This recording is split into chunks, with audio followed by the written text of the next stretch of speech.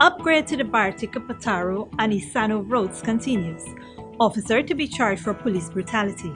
Historic BUXTON Church to celebrate 175th anniversary. In the region, workers in Colombia to organize a massive strike. And internationally, riot police in Zimbabwe attack opposition supporters. Greetings and welcome to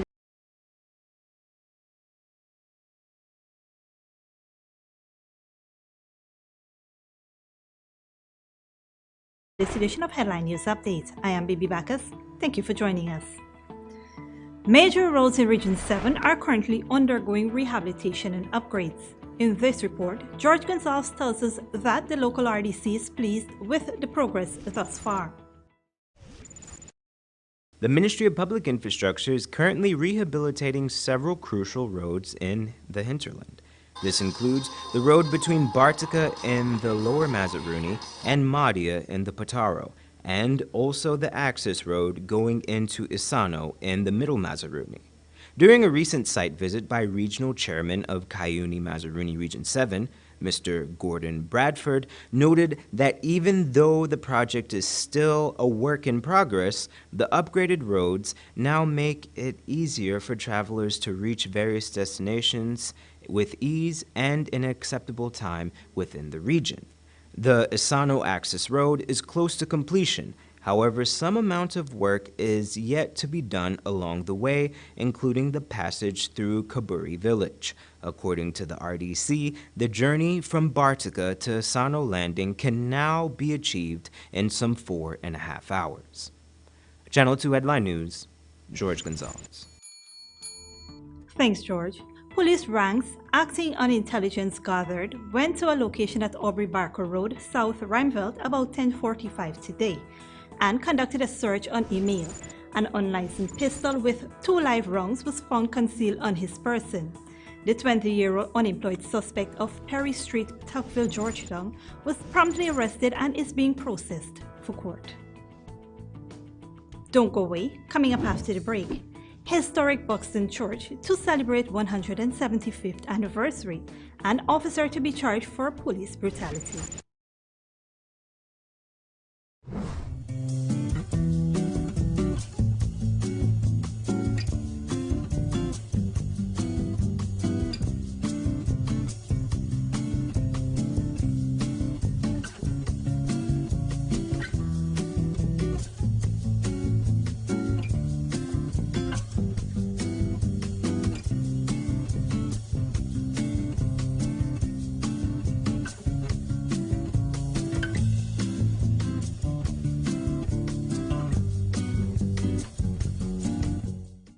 Shop at John Lewis Styles in December and you could win one Amazon tablet or smartwatch every day. And that's not all. 4 persons will win $1 million to spend in the store. Just imagine, $1 million to spend on clothing, footwear, watches, fragrances, handbags, luggage, and accessories. Enter to win with every $5,000 you spend. So shop now to win one tablet or smartwatch every day and $1 million to spend in the store. John Lewis Styles, simply different.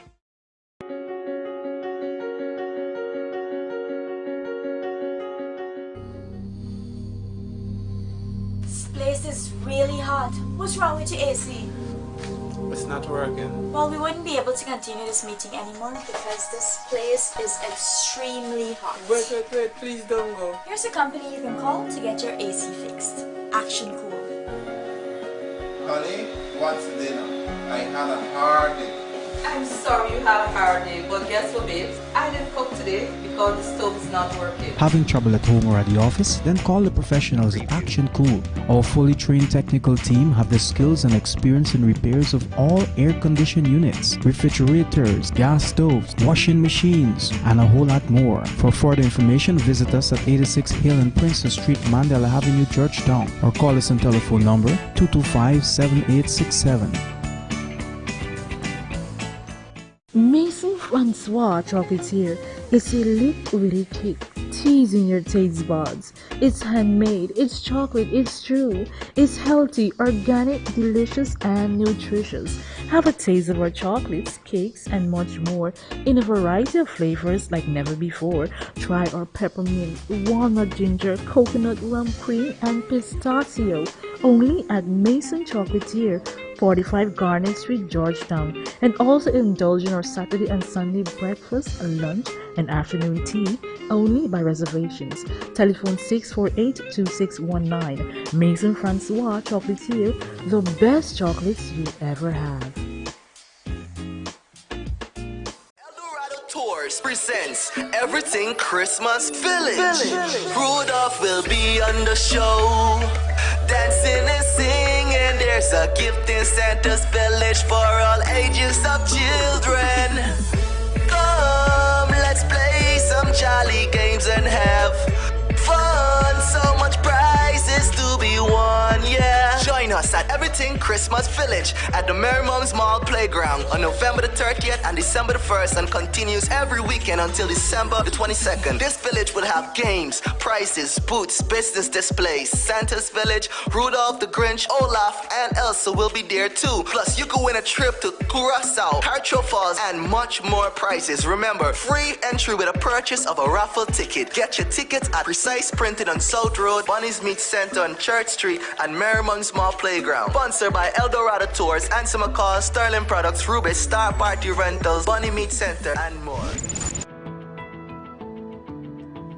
Welcome back. One historic church in Buxton Village is preparing to celebrate its 175th anniversary. Esther Sobers tells us more about the week of activities the church has planned. The Ardennell Congregational Church has withstood the years in which human rights of Africans were disregarded. Founded in 1844 by recently freed Africans, the church became a bastion of worship for the community of Buxton. As the historic church continues to stand strong, on Sunday it will be celebrating 175th anniversary. The congregation will celebrate with a Thanksgiving ceremony along with a week of activities planned. Congregationalism has really been a foundation with no prejudice to the other churches. Within our community, the Congregational Church has been the pillar upon which the other churches, especially like the Pentecostal churches that have come up afterwards, with no prejudice, because all churches are serving the same God. President David Archer Granger is scheduled to be in attendance along with several other dignitaries. The small but venerable church is inviting all to join in the celebration on Sunday at 14 hours at 128 Middle Walk, Buxton Village, East Coast, Zanrara. We're encouraging you to come out and celebrate with us. In previous years, we've had a lot of people joining us, and this is 175 years. It's a momentous occasion. It's a joyous occasion to know that since 1844, the building still stands. It is not dilapidated. It has been renovated, and that we're not doing the same things we were doing, just focusing on spiritual development and just thinking about education. But we're thinking of overall development, not only for our members, but people in the community. This kicks off a week of activities spanning from November 25th to the 30th. These include a women's forum, a domestic violence discussion, a men's forum, a youth forum, a treat for the elderly, a children explosion, and a dinner and appreciation evening with tickets costing $3,000.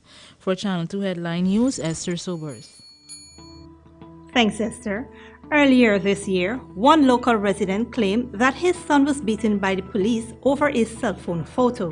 Now the officer accused of beating will be charged. But the aggrieved father is still concerned because the officers who were allegedly present during the incident are still on the job. Here's more from Esther Sobers. On the 4th of April 2019, 32-year-old Warren Brooms was allegedly taken to the cemetery and beaten by a police officer. The reason? The police claimed to have found a photo of Brooms posing with a gun on his phone. Earlier this year, the victim's father, Lennox Brooms, spoke to Headline News in hopes of bringing attention to the incident. Now, a police officer who has already been identified as a Lance Corporal Major will have to answer to charges of police brutality. The elder Brooms told this newscast that whilst he's satisfied the matter will be heard before the courts, he's still concerned that the police officer in question still remains on the job. I was made to understand that he's presently working, though he has been interdicted. He's presently working, and you know, it's hard to know it and understand it because, as I said, the matter is in court, and I am, as a parent, a father, I'm kind of scared for my, for my son daily. Right? I only hope that the commissioner of police, probably the security minister, look into this matter urgently, because should anything happen to my son, I'll be holding them responsible. The 3 police officers who were present at the time of the beating and stripping of Brooms were all transferred to another police station. When Headline News had visited the younger Brooms at the time of the incident, he was wheelchair-bound after having received a broken leg and 2 broken fingers. Due to the severity of the beating, Brooms is currently undergoing physical therapy to correct his walking. Also due to his condition, the father of one is unable to maintain his family. He hasn't been working since, as number one, and he has a newborn baby, and she's just like 20-something days old, and some of that burden is on me. And I know the last time we spoke, you said you plan to sue the state. Are you still pursuing? Yes, I'm going ahead with that. The matter was adjourned at the magistrate courts for the 12th of December. For Channel 2 Headline News, Esther Sobers. Thanks, Esther. Coming up after the break, your regional and international news.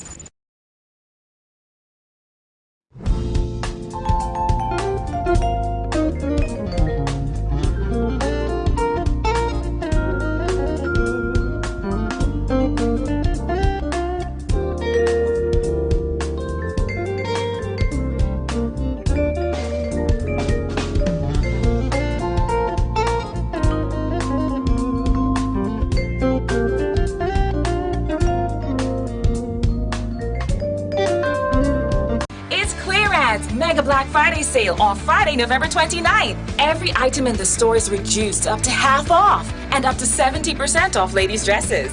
Get ladies' tops, jeans, shoes, and skirts, all at half off. Gents shirts, jeans, jerseys, shoes, sneakers, slippers, all at half off. Only pay VAT. Get brands like Levi's, Dockers, and gent suits at 15% off. Remember, it's Clearance Mega Black Friday sale, Friday, November 29th. Clearance, always keeping you in style.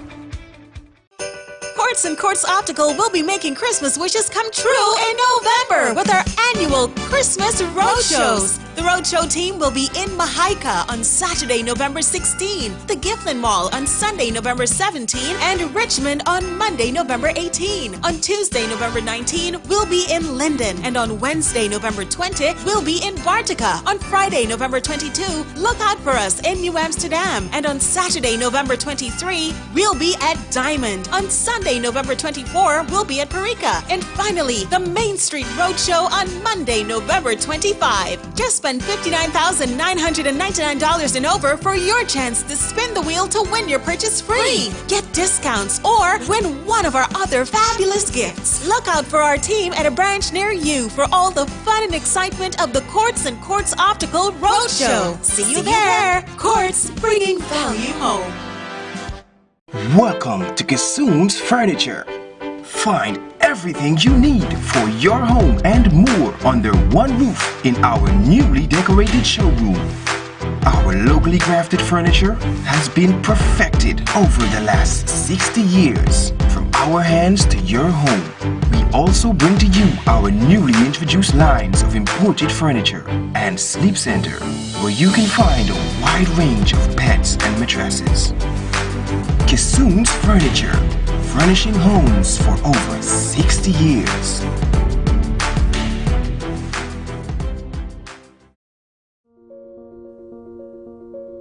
Are you kidding me? Really? So wrong. That is not what we were taught at the Green Generation Guyana camp. Is this the correct way to do it? Drivers, you have two options that you can use. First, you can temporarily put your empty plastic bottles in the trunk of your vehicle or on the ground on the passenger side next to you. Or secondly, place them in the nearest garbage bin you see. We need you to play your part in helping us keep the environment clean and healthy. A message from the Ministry of Communities, Green Generation Guyana Sanitation Program. For more information, please contact us on 592-227-2605, or you may find us on the World Wide Web at www.moc.gov.gy.